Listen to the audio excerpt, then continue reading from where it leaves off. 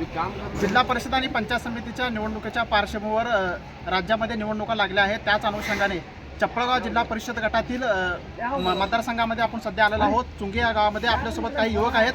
त्यांच्या काय भावना आहेत, काय अपेक्षा आहेत या ठिकाणी जाणून घेऊया. काय तुमचं नाव?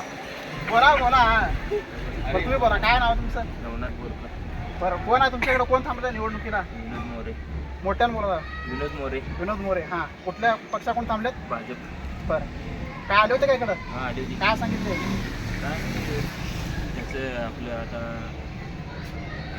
पंचायत समितीला त्यांनी उभारली ती. हां, त्यांचे सामाजिक कार्य भरपूर आहेत.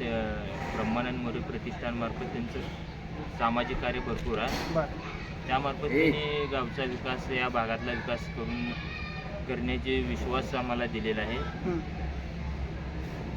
आणि सचिन कल्याण शेट्टी यांच्या पत्नी देखील या ठिकाणी उभ्या आहेत, शांभवीताई कल्याण शेट्टी. हो, आले होते की त्यांनी पण आले होते. हो, बरं, नंतर कोण काँग्रेस, राष्ट्रवादी, कोण शिवसेना, त्यांचे कोण पक्ष चालले होते का, किंवा अपक्ष वगैरे? आले होते की शिवसेनेचे. हां, मामा काय नाव?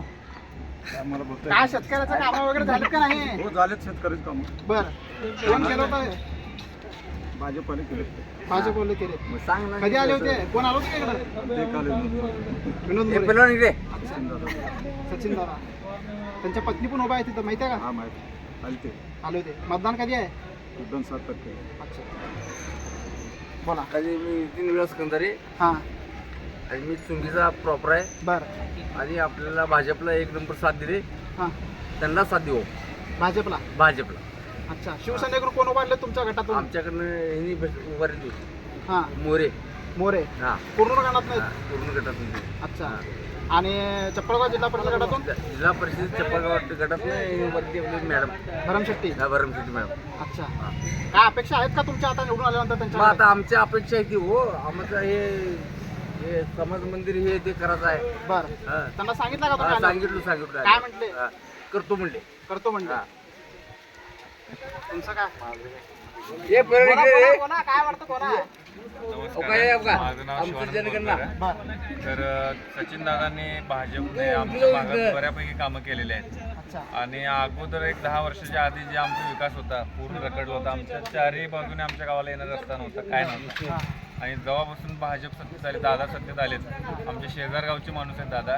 आणि दादा सत्तेत आल्यापासून आमच्या गावात असं म्हणजे रस्ते वगैरे चारही बाजून रस्ते झाले. आणि जे न होणारे सुद्धा रस्ते आहेत, हां, परत सभामंडळ वगैरे आहेत, ते दादाने आम्हाला भरपूर दिली. आणि भाजपाशिवाय विकासाशिवाय विकास करायचा असेल तर भाजपशिवाय पर्याय नाही.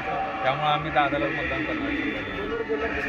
इकडे इकडे हो, इकडे. पुन्हा कोण बोलणार अजून? बोलणार का बोला? काय कोण आलं होतं का मतदानाला अजून इकडे मागायला?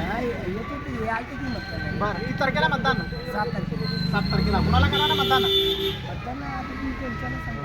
हां, शिवसेना आणि भाजपची लढत आहे आपल्या मतदारसंघात. कुणाला करणार मतदान? ज्यांनी आपला विकास केला त्या व्यक्तीला करायला. हां, अच्छा, विकास कामं झालेत का या भागात? तर मतदारांचा कौल जो आहे तो काही शिवसेनेकडनं दिसून येतोय, तर काही भाजपकडनं दिसून येतोय. येणाऱ्या 7 तारखेला तो मतदारांचा कौल मतपेटीतून यातून दिसेल. कॅमेरामॅन दयानंद काळेसह मी सचिन पवार, विश्वरी मराठी, अक्कलकोट.